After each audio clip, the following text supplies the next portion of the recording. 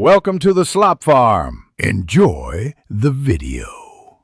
In this video, I will explain how to connect your Xbox controller wirelessly using Bluetooth. This method provides a widely compatible and straightforward way to pair your controller with various devices, from personal computers to mobile phones and tablets. We'll go through the steps to ensure a smooth connection, allowing you to enjoy your games without the hassle of cables. Make sure your controller is charged and ready to go for an uninterrupted experience. First, power on your Xbox controller by pressing the central Xbox button.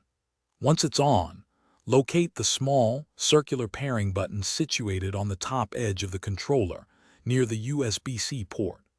Press and hold this button for about 3 seconds.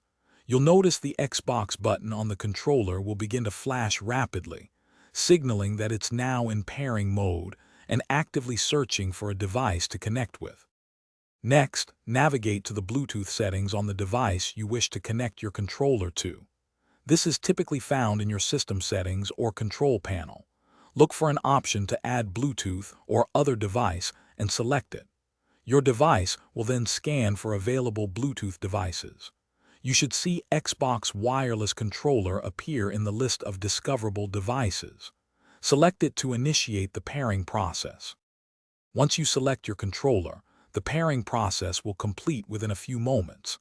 The Xbox button on your controller will stop flashing and remain solidly lit, indicating a successful connection.